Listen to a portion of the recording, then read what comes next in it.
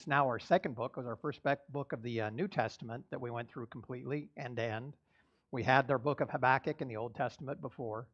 And so, for everybody who's been coming to all those, you've read through a book of the Bible. You've been through a book of the Bible with me, and hopefully you did the little study that went along with it, and or you added it just into your own day. But we did the walkthrough, and it's a nice way to get this. I think it's a great time that we did wrap it up, that it ended up wrapping up this time of year. And I think this is really one of the big things and one of the important things that we do is we're getting ready to be together for Christmas, like Roger was saying, down in Miller Hall, just down the street. And uh, it's a time of family and everybody coming together, and it's a time of all of that being in one place.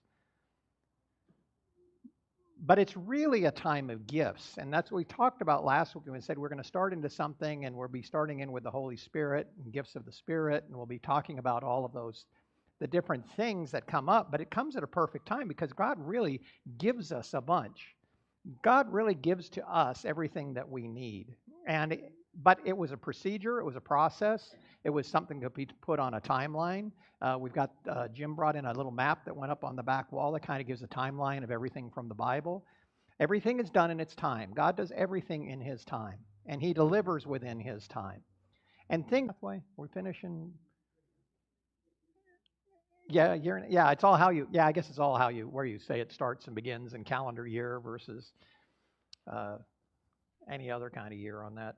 But uh, but with it, what we were doing and what we were setting up and what we've been setting up is if you remember from the beginning of when we started, a lot of what we were doing was establishing the traditions of the faith. We went through things like baptism. We went through things like communion.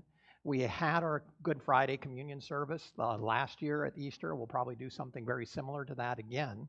And because it is such a good time to come together on Good Friday, we spent a lot of time going through those traditions and understanding what it is that we come together as a group and understand what it is that we're going to be doing together as a group. And so we started seeing those things in those traditions, and you kind of see how God starts to set it up. When He does create the world and sin enters into it, both from us, from humanity and original sin, but also supernaturally. And we start to see the things like the serpent that comes along and starts to speak and starts to tempt. And we fall within to it. Men and women fall to that temptation. We started to see other things about the flood. We covered that about Noah, and we covered about the supernatural things that started to happen with that. That's something that a number of us have been studying here in the church, is some of the supernatural aspects about it.